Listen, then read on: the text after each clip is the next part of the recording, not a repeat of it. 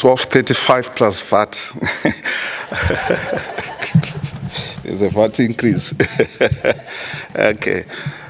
Thank you very much. Let me start on it. I don't have much time. Can we go on to the next slide? Oh, it's me who is supposed to move it. Eh? Ah. Okay. That's the contents of the presentation. I'm not going to waste time on it. Just to give a background of the legislative imperatives of non-revenue water, the Water Service Act is very clear about what we need to do when we are managing water. It talks about efficient use of water. The regulation on national compulsory measures to conserve water, it also talks about the issue of audits, meter audits on an annual basis. It talks about the issue of the water balance. It talks about meters, or all connections have to be metered. So it's a regulation around it. And just to give you a background of how we got to the water balance, I think there was an IWA National Task Team that was formed around 1995. In 2000, they developed the water balance, the IWA water balance that we talk about. South Africa, we adopted that IWA balance in 2002 through DWS and our Water Research Commission, and that was the death of the term unaccounted for water. So when you talk about unaccounted for water now, you're 2 decades behind. Now we have non-revenue water. So we have adopted that, and we have used that framework to develop so many reports, the latest being the NODROP, which was released in 2023, which uses that, and it's a very good measure of how you are performing around it. Just on the real, I'll go to the water balance later on, but I just wanted you to have an idea of the real losses, which is a major issue. How do we measure that? We normally use the percentage. If you are talking about the water balance, you see it's a percentage in there where you talk about it, but it's considered misleading when you are dealing with the efficient analysis of a system, because you might be having different consumption levels and the like. So the other indicator that is respected and that we in the industry is recommended is the infrastructure leakage index. It's a very important indicator, this one, because it's the current annual real losses against the unavoidable annual real losses. Why it is important is that we need to understand the unavoidable losses within our system. It's like anyone else. You are born, one day you become sick before you die, and there's an unavoidable health cost that is in there. So we have an unavoidable annual real losses within any given system, and that is a function of the connections, it's a function of the pressure, it's a function of the distance of the network. So if you are having your networks, your special planning, Deputy Mayor, your special planning, you pushing developments 30 kilometers away from the source, and you're talking about unavoidable real losses coming in with a long distance, you're going to have so many losses. That's why we talk about densification. It becomes very important to have spatial developments that are densifying, because your unavoidable losses can be reduced around that. So your planning is very, very key in reducing non-revenue water. This is the water balance that I was talking about. This is a South African water balance. After the IWA balance, we looked at it and we said, no, but it doesn't talk to us as South Africans. So we added the free basic water there on top to say that free basic water is authorized consumption. But basically the water balance, it talks about the system input, and then you have the authorized consumption and then water losses. Water losses comprised of commercial or apparent losses, and then we have the fiscal losses. That's the leakage that goes into the ground. And then our non-revenue water, you see, is comprised of commercial, physical, and also unbilled authorized. That's where it is critical, especially from a political council point of view. You see, the unbilled authorized consumption is talking about unbilled metered consumption. And this could be RDP houses. So our indigenous policies are very, very important because they determine the level of your non-revenue water there. And if you are talking about unbilled, unmetered consumption, you're talking about issues like standpipes. If you don't measure, if you don't meter them and the like, tankers, provision of water through tankers, and also firefighting, the scouring, the engineers, we have a breakdown and then you scour, you lose water. We are saying it's authorized consumption, yes. It's unbilled, yes, but it's affecting the non-revenue water. But another policy issue that we have to look at, when we are declaring bad debts, we go into council and they say, no, our people are poor and the like, let's have that declared as bad debt. Look at what it does to the non-revenue water. In as much as it's not recorded into the non-revenue water figure that are normally publicized, or when it comes to material losses within the accounting frameworks, but it adds onto the non-revenue water, because once a bad debt is declared, it means that water is not giving you revenue. So it's very important when we make those positions quite in our municipalities, just give a national water balance as a 2023. Our non-revenue water as a country, 47.4 is very high. The real losses, about 32.1%. And then you have your 40% on the water losses. So it's quite high. If you look at the infrastructure index as well, it's about 7. It's an index which is 7, and it's very high because in a scale of 1 to 10, 10 is very good, and then 1 is very good, 10 is very poor. We are around 7, so we are getting to the very, very, very poor, so which is not good. So we need to look at how we can deal with that. So yes, that's the revenue trends within the country, and these have been adopted from DWS reports. You see we are increasing from 35.5% in 2023 to about 47.4%, rather in 2013, and then 2023, 47.4%. That's a major increase. It's quite drastic. We need to do something about it. The importance of non-revenue water, because this is very, very important. Some people just think that it's a financial issue. It's not a financial issue. It affects the level of standards, the way you provide water, because we have erratic, intermittent water supplies because of the shortages, breakages and the like. So it's a factor on that. It's a water security issue, both water economic security, ecosystem security, drinking water security. So it's a major issue. It's an environmental issue because you are using energy to pump water that you are going to lose. You spend a lot of energy from ESCOM, burning carbon, and then you pump that water and then you lose it. So it's an environmental issue. You create new dams, you create, you construct new pipes, you're disturbing a lot of biodiversity in ecosystems in the process. So it's a very environmental issue. Sustainability matters, efficient use of natural resources, and the affordability. It's also an issue of non-revenue water. Financial viability of municipalities, I think this is the obvious one. And then economic matter, you was talking about investors. Investors, when they come to you, they do a due diligence to say, can we invest into that? Or can we give this municipality some money?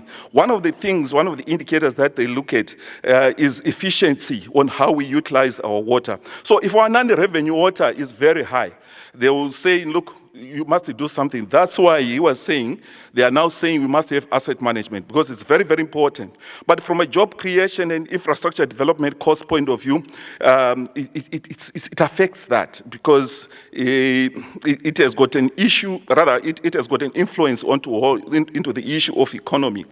Climate change impact mitigation measures. If you are losing your water and the like, we have a drought, all of a sudden you have a problem because you are losing your water and you have a drought. So how do you mitigate on the climate change? It's an ethics and moral matter. The next generation or the next 2 generations, if they had their own way, they'll wake us up and burn us alive and say, these people, they did not manage water resources in their time. That's why we are suffering here. How are we consuming, say, consuming 40 kiloliters of water on a property, 40 kiloliters every month, when you're supposed to be consuming something like 20, and you are consuming 40, and you are just saying, I pay. It's a moral issue. So it's very, very important that we look into that.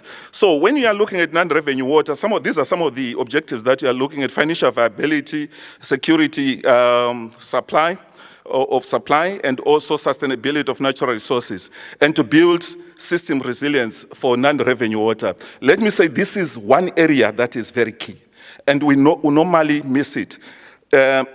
From my experience is that you do all these programs on non-revenue water, water conservation, water demand management plan. Within 1 year, 2 years, you have reduced it. I think in eThekwini, when I was there, we reduced it from 40.2 to about 32.7. It was in 2 years when we reduced it, but it started rebounding. Why? Because there were no adequate resilience systems that we have built in. How do we build a resilience so that you sustain what you have achieved, what you have put in the pocket, and then you have to invest more so that you can reduce? That is very, very important, and we normally miss it. And from an overall strategy, some of the issues that we need to look at: technical infrastructure interventions, operational management, institutional funding, and also social relationship capital interventions. This is very important. It's an area that, let me just say it here, municipalities, they manage 6 capitals. I think you know it, from a governance point of view, 6 capitals: that's infrastructure, natural resources, financial, human capital, innovation, intellectual property, and you also look at water resources, social and relationship capital. Now, this social and relationship capital, if I was to be asked the question, what is the problem in local government? I would say that capital is depreciated, or it has been impaired to a level that it has to be improved. So that capital is making the wheel wobbling. And the infrastructure, those 2 capitals, infrastructure and social and relations capital, is making the wheel wobble. Okay, some of the interventions from a technical point of view, I won't go into the details. I think some of them have been alluded to. But what is key, we know the normal thing: leakage management interventions, pressure management, network replacements, and the like. But what I want to say is that personally, and from my experience, what I have come to say is that once you see a municipality saying we must develop a water conservation and a water demand management plan, we did it, I know my colleagues in eThekwini, we did that and all that, it means you have failed. Once you start having that plan, you have failed. So what I'm suggesting and recommending is that when you do all those things, leakage management, pressure management, pipe replacement, all the interventions, please institutionalize them to the extent that you don't have to have a program to try and deal with it. So you must have capacity of technical people who are doing pressure management on a daily basis. That's their job. Leakage management on a daily basis, that's their job. And all these pipe replacements that need to be replaced, let them do it. Someone must be doing the hydraulics modeling now and again. If we replace this pipe, it's going to affect the pressures in this one. So let's replace this one and that one, because otherwise the pressures, whatever. Someone must do it on a daily basis. Don't wait until you need a plan. So that's the point that I'm putting across. Institutionalize these activities so that you maintain the gains that you have, and you also continue to bring down whatever you still need to do. But some of the issues that you need to look at is hydraulic modeling, like I said, supported by pipe performance, criticality and capacity and ascertain scope of network replacement. Don't just say that there's a baseline. That's what people do. There's a best here. Let's replace this one. Why are you not replacing the one that is being fed or that is being affected by the hydraulics? If you do hydraulics model, it will tell you that pressures are going to increase on the other side. Why are you not replacing it? So we need to look into that. And then develop pipe and fittings material selection protocol. You know, this is another major problem that we have. We are just getting materials, pipe fittings from all over. Manufacturers will say, we'll supply you with that.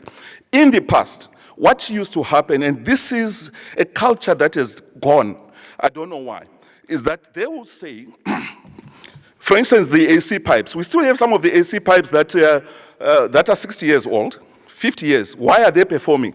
Because the culture of supply, the relationship of municipality and the manufacturer was very sound. They will supply you with the pipe, but they will teach you how to install it and how to maintain it. They would actually have training sessions for all the people who are going to be working on it. These days, it's not like that. Someone will just supply the pipes and then dumps and then he leaves. And the poor guy comes in, he wants to maintain, he figure out how do I do it. He just does it the way he feels. And that's one of the problems.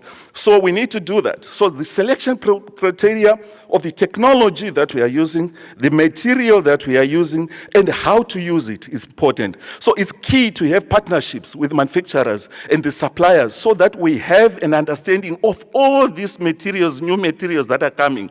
How do we handle them? How do we care for them? And then the other issue is servitude management. We normally neglect this.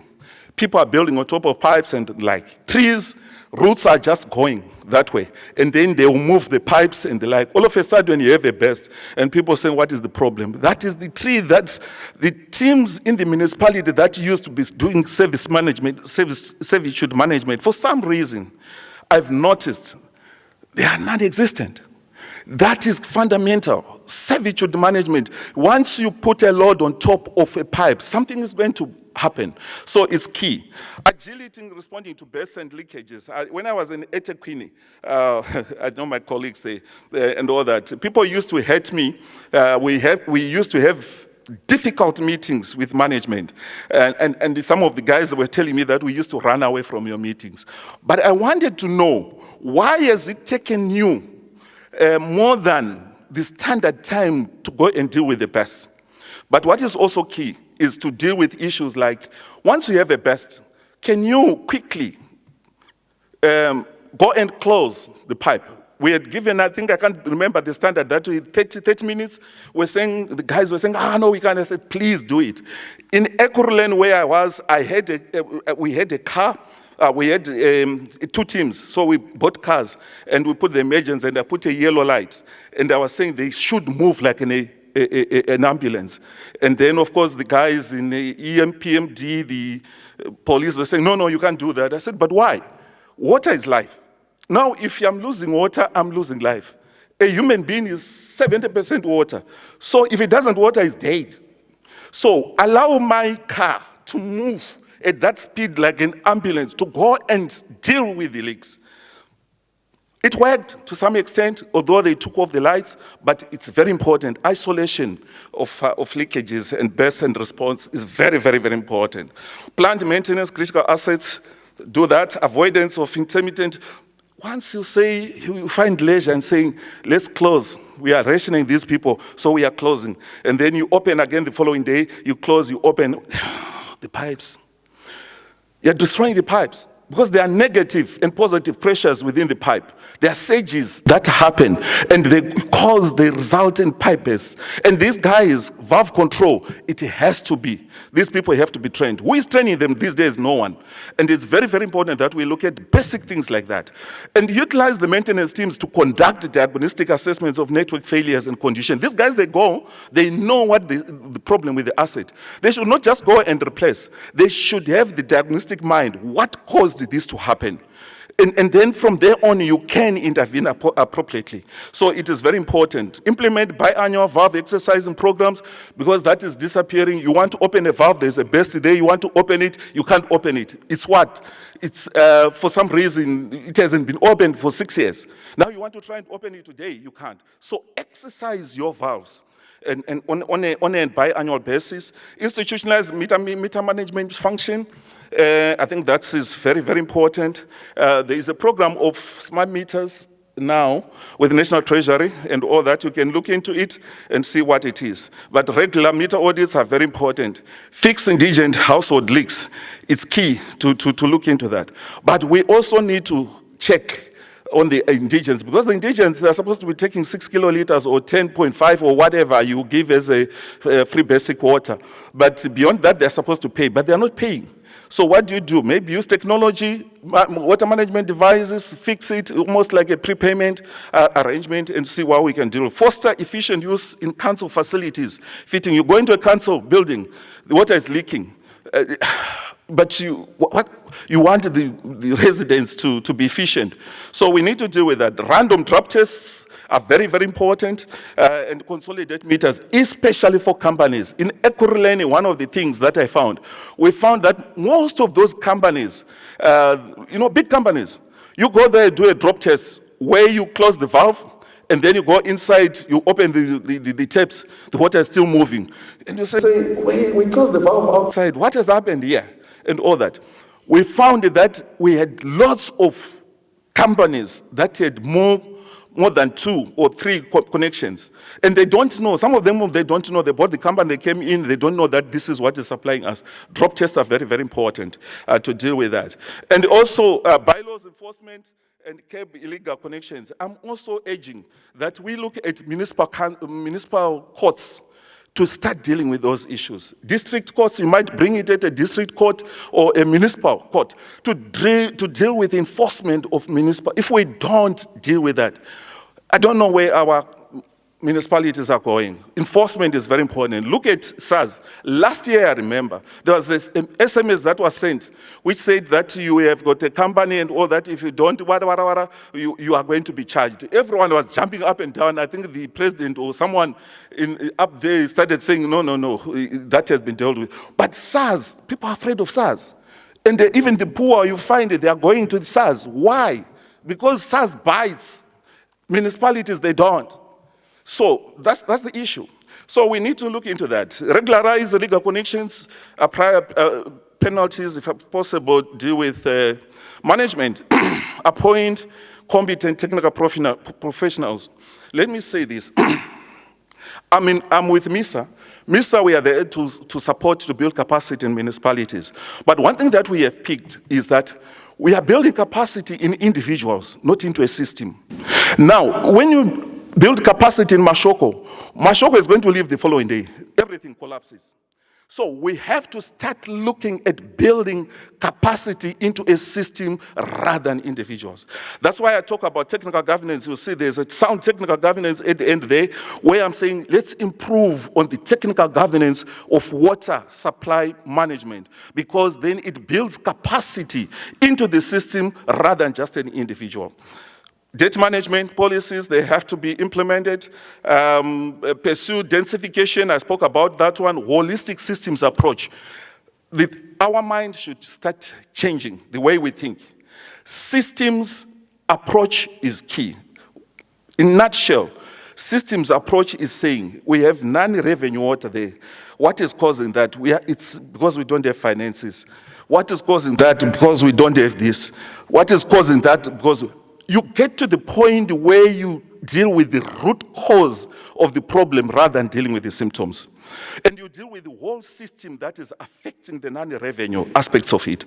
So that's why I think I like the way it was presented, everyone's business. I also say that non-revenue water is everyone's business. It's not just technical, it's everyone's business, because when you go into the web of the systems, networks, you find that everyone is affecting what is coming out at the end. So it's very important that we have a systems approach. Asset management principles, I think they've been articulated. Benchmarking with other utilities is very important, and see what they are doing. Records and data management. This one, I'll just repeat it and I want to explain. Records and data management, all right. And then ring-fence, tanker, free basic standpipe consumption, and pay for from equitable share. I think this is very important. And I was saying, do you know what? What could be happening is that in some municipalities that are very dependent on equitable share, you can say the poor is subsidizing the rich. The poor are subsidizing the rich. Because what is happening is that national government will give money to the poor through equitable share. And the money is sitting with the municipality, it doesn't come into their pockets. Otherwise, they should have had it, and then they'll pay for services. But it's sitting with the municipality. The guy who is supposed to pay for service doesn't pay. The municipality uses equitable share to provide the service to the guy who is supposed to be paying. So in a way, the poor is subsidizing the rich, because the rich is not paying for his service. Don't take it backwards to say, okay, the money that is coming from the poor through the national government is my tax. No, the money has been given to the equitable share to the poor person, is the one that is now providing service in the municipality, because the rich person is not paying for the service. I think that is very important. Leadership is very important. If you don't have leadership, I tell people all the time, I went to Cape Town. I reduced non-revenue water from 25.2% to about 20%. Ekurhuleni, the same thing and all that, without a financial increase on the budget. All we are saying is let's mop the inefficiencies that are in there before we start calling for additional funding. So leadership, it's important. Operational standards are very important. I spoke about sound governance. Political leadership, management, we need to train our political leaders. They must understand that they must buy. Like I said, let's institutionalize all those functions, meter function, pressure management, leakage function, stakeholder management, GIS, pipe network mapping, data management, pipe replacement, establish cross-cutting non-revenue committees within the organization. Everyone has to come to the party. Think about Section 78. And then let's look at I think this is the last slide, or second last. Structured financing, funding strategies. I'm saying, I think my last presentation at this conference, I said, I don't like accounting. The accountants, we have too many accountants, we don't have finance people. We have to start looking at the structured finance. Why are people running away from corporate finance? They are going into accounting. I don't know why. Corporate finance is a very beautiful subject. Do structured finance in that. So you can use and leverage on the intrinsic value of the water losses and give opportunity to the communities, private sector to participate.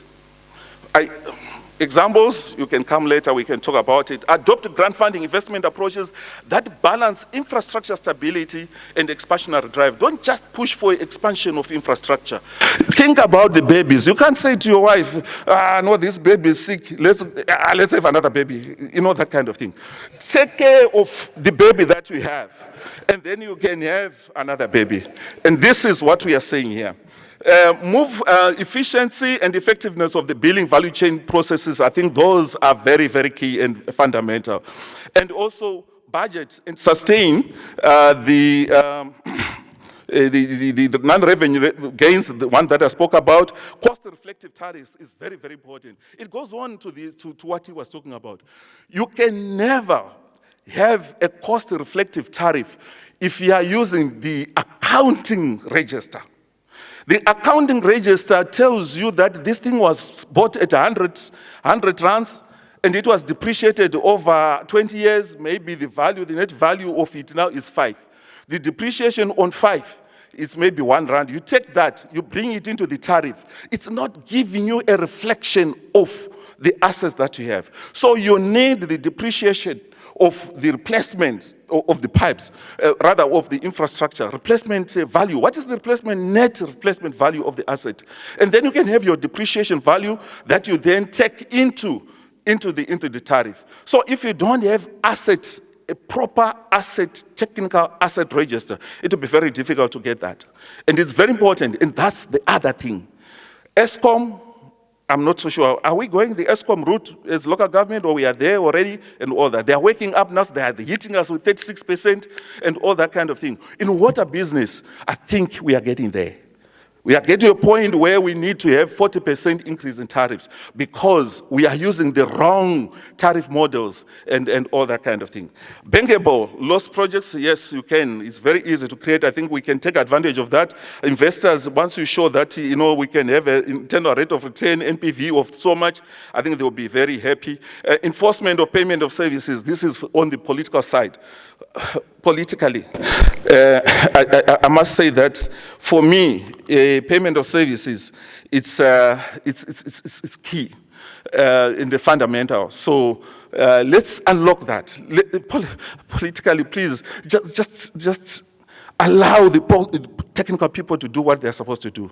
Don't suppress. Wherever I've worked, you work out your figures and you say, we have to increase the tariffs by 14%.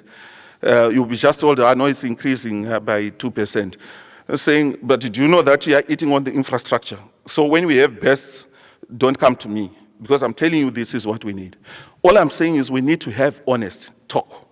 And I was saying, let's forget about TikTok and have water talk. TikTok, water talk. That's what we need now. Social relations, we need to create forums of honest engagement involving communities in the value chain interventions. If you don't have honest engagement with communities, you have a problem. Regular communication and leverage on technology, build trust, delivering on promises, meeting service standards, and improving accountability. Education awareness programs, create funding models that involve communities. Utilize, if I had time, I was going to give you a model that I've worked in where communities were part of it and how that community looked after that infrastructure. There were jealousy of that infrastructure. No one, the state did not need to put security on it because people are saying we have a shareholding in this infrastructure. Think about that. Utilize technology to improve recommendations. I think, Chair, there are so many. But all I'm saying is provide political management oversight, with strong political management oversight on non-revenue interventions. Politicians, please, have an interest into this. Management, please, can you also get into details? Don't manage at the top. I remember my boss used to say, hey, you want to go down? Why? You're a deputy city manager or you're executive director. Why do you want to go down? I said that the devil is in the detail, and that's where the problems are. You can't say I'll sit at the top there, at the city hall, when things are happening down there. So it's very important that we have that strong leadership. Development and implementation of those plans and ring fencing, it's key. Asset management, we spoke about it, it's fundamental. And also make sure that all your investments are informed by the asset management. I think that is key. Promote and enforce payment of services, ring fence businesses, and develop and implement cost-effective tariffs, and conduct regular audits, education, of the communities to build that social relations capital that is depreciated, and also records. Chair, I'm done. Thank you very much.